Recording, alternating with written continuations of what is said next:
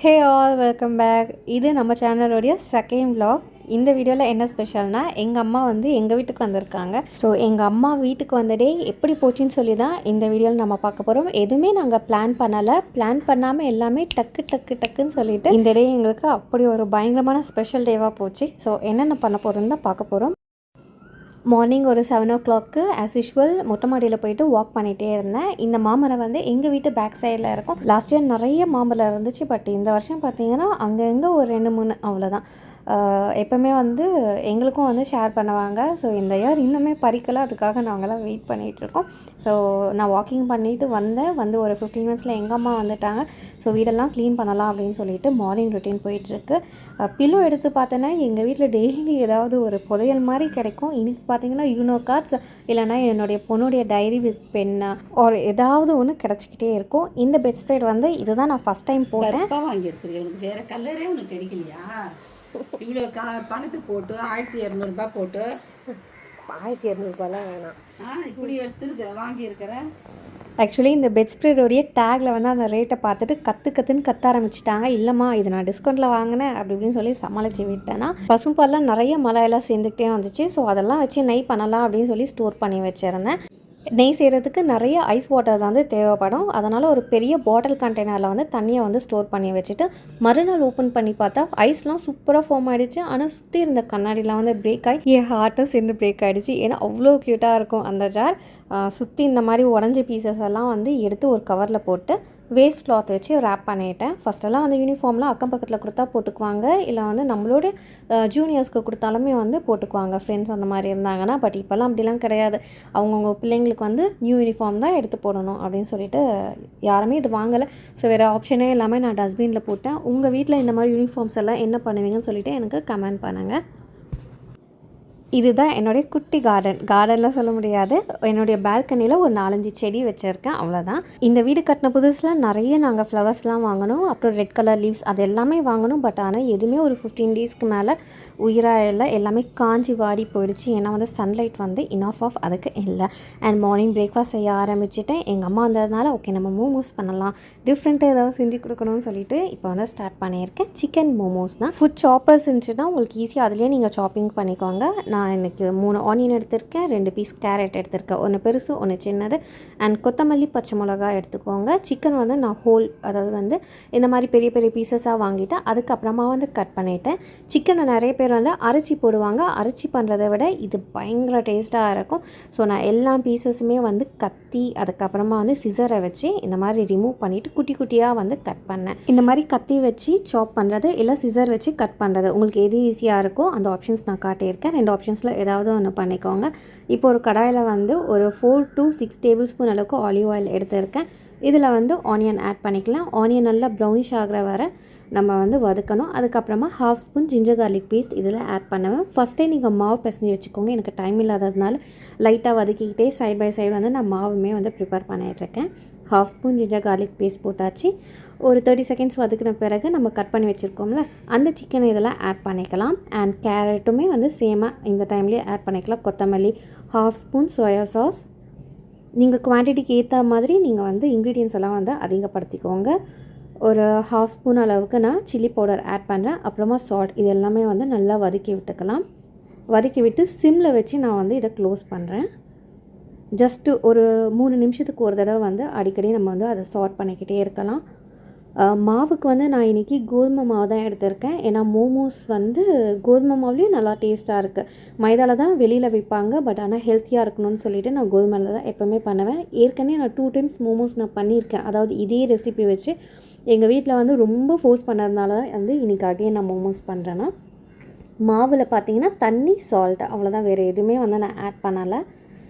So ஜூஸ்க்கு வந்து carrot juice எடுக்கலாம். ஏன்னா கேரட் நிறைய இருந்துச்சு, எங்கள் அம்மா நிறைய வாங்கிட்டு வந்துட்டாங்க. ஸோ கேரட் ஜூஸ் எடுத்துக்கலாம்.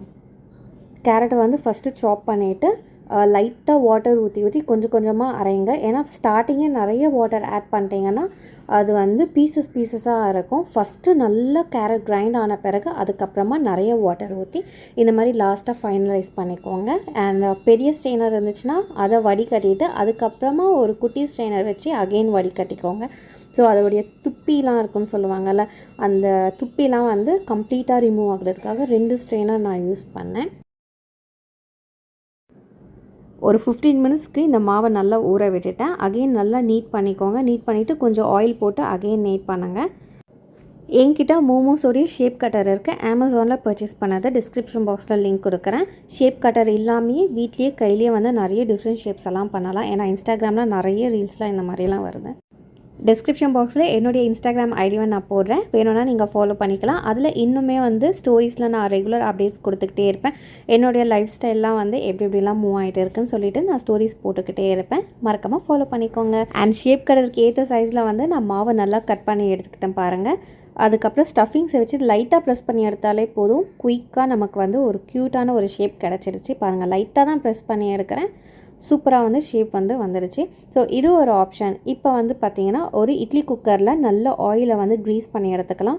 ஆயில் போடாமல் நீங்கள் அப்படியே வச்சிங்கன்னா பயங்கரமாக வந்து அது ஒட்டும். இது வந்து செகண்ட் ஸ்டெப். மோமோஸ் கட்டர் இல்லாமல் நீங்கள் கையில் பண்ணோம்னா இந்த ஷேப் வந்து ரொம்ப யூஸ்ஃபுல்லாக இருக்கும். ஒரு சர்க்கிளில் கொஞ்சம் ஸ்டஃபிங்ஸ் வச்சுக்கோங்க. ஃபுல்லாக க்ளோஸ் பண்ணாமல் பாதி மட்டும் க்ளோஸ் பண்ணிவிட்டு அதுக்கப்புறமா ஒரு கர்வ் ஷேப் வந்து கொடுத்து க்ளோஸ் பண்ணி எடுத்திங்கன்னா சூப்பராக இந்த ஷேப் வந்து உங்களுக்கு கிடச்சிடும்.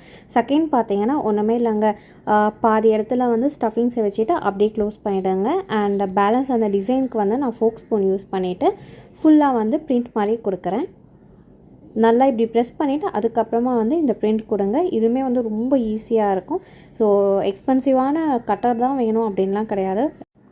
ஸோ ஸ்டஃபிங்ஸ் எல்லாம் என்கிட்ட காலி ஆகிடுச்சு. மாவு பேலன்ஸ் இவ்வளோ தான் இருந்துச்சு. ஒரு சர்க்கிளில் பாதியாக கட் பண்ணிவிட்டு இந்த மாதிரி ஒரு இர்ரெகுலர் ஷேப்ஸில் பண்ணிவிட்டேன். மோமோஸ்க்கு எந்த ஷேப் வேணாலும் நம்ம பண்ணிக்கலாம். மெயினாக பார்த்தீங்கன்னா அது உள்ளே இருக்க ஸ்டஃபிங் தான் வந்து நல்ல ஒரு டேஸ்ட் கொடுக்கணும். இதுக்கு சைட் டிஷ்க்கு நிறைய பேர் வீட்லேயே பண்ணுவாங்க. பட் எனக்கு டைம் இல்லை. டொமேட்டோ கெச்சப்பில் சில்லி ஃப்ளேக்ஸ் ஆட் பண்ணி அதை வந்து மிக்ஸ் பண்ணிவிட்டேன். மோமோஸ்க்கு இந்த சைட் டிஷ் நல்ல ஒரு காம்பினேஷன். கேரட்டில் விட்டமின் ஏ சி இருக்குது. அது கூட வந்து ஆரேஞ்சு வந்து ஹைலி விட்டமின் சி இருக்கிறதுனால ரெண்டுமே கம்பைன் பண்ணி சாப்பிட போது நம்மளோட ஸ்கின்க்கு எக்ஸ்ட்ரா க்ளோவிங் கிடைக்கும். So carrot with orange juice உங்களால் முடிஞ்சிச்சுன்னா ரெண்டுமே போட்டுக்கோங்க. எனக்கு இப்போ டைம் இல்லாததுனால நான் செப்ரேட்டாக வந்து பண்ணி வச்சுட்டு ஸோ ஓகே ஒன்றா வந்து நம்ம சாப்பிட்டுக்கலாம் அப்படின்ட்டு பிரேக்ஃபாஸ்ட் மார்னிங் வந்து நாங்கள் ரெடி பண்ணிட்டோம்.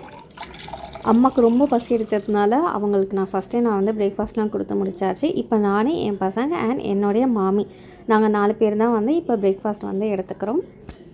பசங்க ரியலி என்ஜாய் பண்ணி சாப்பிட்டாங்க. இந்த காம்பினேஷன் நீங்கள் கண்டிப்பாக ட்ரை பண்ணுங்கள். இது இட்லி பொடி வந்து லைட்டாக மோமோஸ் மேலே ஸ்ப்ரிங்கிள் பண்ணி சாப்பிட்ட போது எக்ஸ்ட்ரா ஸ்பைஸ் உங்களுக்கு கிடைக்கும். ஃப்ளேவருமே நல்லாயிருக்கும். மார்னிங் டாக்டரோடைய அப்பாயின்மெண்ட் இருந்துச்சு டென்டிஸ்ட்டில் என்னோடய பெரிய பொண்ணுக்கு. ஸோ அதை கம்ப்ளீட் பண்ணிவிட்டு ஸ்நாக்ஸு ஃப்ரூட்ஸ் வெஜிடபிள்ஸ் எல்லாம் பர்ச்சேஸ் பண்ணிவிட்டு நான் வீட்டுக்கு போயிட்டேன். லாஸ்ட் ஒரு 2 இயர்ஸ் பார்த்தீங்கன்னா இந்த மே மந்த்லலாம் நல்லா மழை பெஞ்சு கிளைமேட்டே சும்மா சூப்பராக இருந்துச்சு. பட் இந்த வருஷம் அப்படி கிடையாது.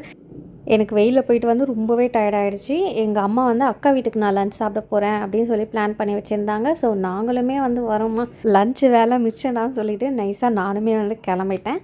ஸோ லஞ்ச் எல்லாம் சாப்பிட்டுட்டு ஓகே எங்கேயாச்சும் வெளியில் போகலாம் அம்மாவை கூட்டிகிட்டு அப்படின்னு சொல்லிட்டு நியர்பையில் இருக்க நெக்ஸஸ் மாலுக்கு நாங்கள் கிளம்பிட்டோம். நெக்ஸஸ் மால்குள்ளே நான் எப்போ என்ட்ரி ஆனதுமே ஃபஸ்ட்டு வந்து பார்த்திங்கன்னா லைஃப் ஸ்டைலில் ஒரு என்ட்ரி கொடுத்துட்டு தான் நான் போவேன். காஸ்மெட்டிக் செக்ஷன் நான் செக் பண்ணுவேன். நெக்ஸ்ட்டு பார்த்திங்கன்னா இந்த ஹேண்ட்பேக் என்னென்ன கலெக்ஷன்ஸ் வந்திருக்கு, ஏதாவது ஆஃபர் இருக்கா செக் பண்ணிவிட்டு போவேன். இந்த கலர் பார்த்திங்கன்னா நல்லா செம்மையாக இருந்துச்சு. பட் அதோட ஃபேப்ரிக் வந்து ஒரு 1.5 இயர்ஸ் கூட நமக்கு தாங்காது. ஸோ லாஸ்ட் டைமாக ஒரு பேக் அப்படி தான் பர்ச்சேஸ் பண்ணேன். மஸ்டர்ட் கலரில் சூப்பராக இருந்துச்சு. பட் அதோடைய ஸ்கின் எல்லாம் பார்த்திங்கன்னா அப்படியே வந்து பீல் ஆகி எனக்கு ரொம்ப ஹார்ட் அட்டாக்கே வந்துடுச்சுங்க. அண்ட் கிரவுண்ட் ஃப்ளோரில் பார்த்திங்கன்னா இந்த கேண்டில் லேண்ட் போட்டிருக்காங்க. இன்றைக்கி வந்து எங்களுடைய மெயின் டார்கெட்டே நல்லா சாப்பிட்டுட்டு விண்டோ ஷாப்பிங் பண்ணிட்டு போகலான்ட்டு. பட் அதனால் எதுவுமே நாங்கள் வந்து பர்ச்சேசிங்லாம் பண்ணலை. எங்கள் மாமிக்கு வந்து பார்த்திங்கன்னா 70 இயர்ஸ் அபவ் இருக்கும். எஸ்கலேட்டரில் அவங்க இறங்கிடுவாங்க. பட் வந்து ஏற மாட்டாங்க. ஸோ நாங்கள் ஸ்ட்ரெயிட்டாக வந்து லிஃப்ட்டை பிடிச்சிட்டு ஃபுட் கோர்ட்டுக்கு நாங்கள் போயிட்டோம். ஃபுட் கோர்ட்டில் பயங்கர ரஷ்ஷு. ஆக்சுவலி உட்காரவே எங்களுக்கு ஃபஸ்ட்டு இடமே கிடைக்கல. ஒரு 10 மினிட்ஸ் அப்படியே வந்து ரோமிங் பண்ணிக்கிட்டே இருந்தோம். அதுக்கப்புறமா வந்து ஒரு குட்டியாக ஒரு இடம் கிடச்சிச்சு. சேரெல்லாம் கலெக்ட் பண்ணி கடகடன்னு வந்து நாங்கள் உட்காந்துட்டோம். டர்க்கிஷ் ஐஸ்கிரீமில் ஒரு அண்ணா வந்து ஐஸ்கிரீம் வந்து பிடிச்சிட்டாரு. பட் ஆனால் அதில் வந்து க்ரீம் இல்லாமல் போயிடுச்சு. ஸோ அகெயின் வந்து க்ரீம் வச்சு கொடுக்க போது ஏமாந்துட்டார். And my all time favourite இந்த மெக்டொனால்டோடைய ஓரியோ ஐஸ்கிரீம்.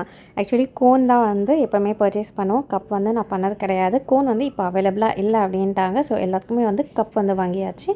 இதோடைய ப்ரைஸ் பார்த்திங்கன்னா 52 ருபீஸ் தான். பட்ஜெட் ஃப்ரெண்ட்லியாக இருக்கும்.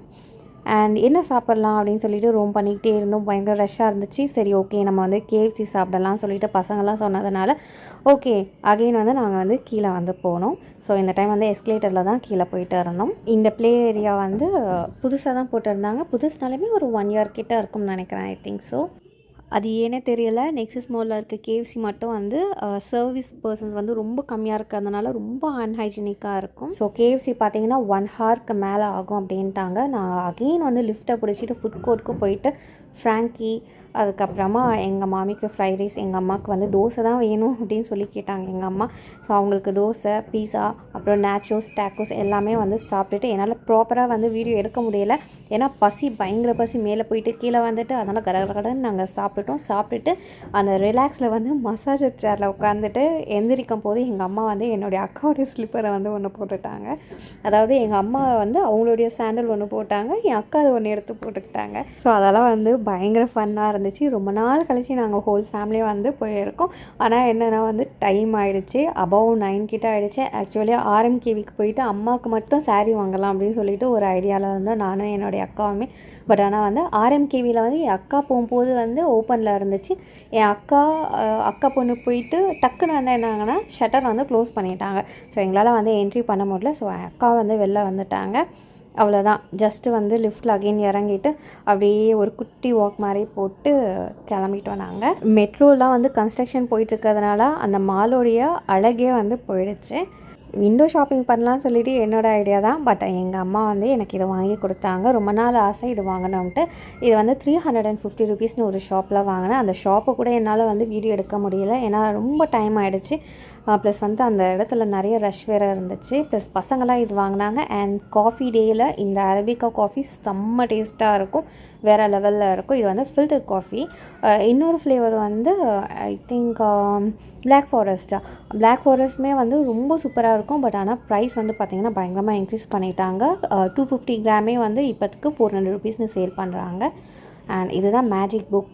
என்னுடைய பசங்க வந்து நான் ரொம்ப பிஸியாக இருக்கப்போது நைஸாக வாங்கிட்டாங்க எங்கள் அம்மா கிட்ட வந்து கேட்டு. இந்த வீடியோ அவ்வளோதான். ரொம்ப குட்டி கிளிம்ஸாக வந்து அப்படியே போயிடுச்சு. என்னால் பெருசாக வந்து ஷூட் பண்ண முடியல, ஏன்னா வந்து பிளானுமே கிடையாது. ஸோ எல்லாருமே பேசிகிட்டே வாக் பண்ணிகிட்டு இருக்க போது நான் மட்டும் வந்து மொபைலை வச்சுட்டு இதை வீடியோ எடுக்கிறது அதை வீடியோ எடுக்கிறது ஸோ முடியாமல் போயிடுச்சு. இந்த மாதிரி நிறைய வீடியோஸ்க்கு மறக்காமல் சேனலை சப்ஸ்கிரைப் பண்ணுங்கள். தேங்க்யூ.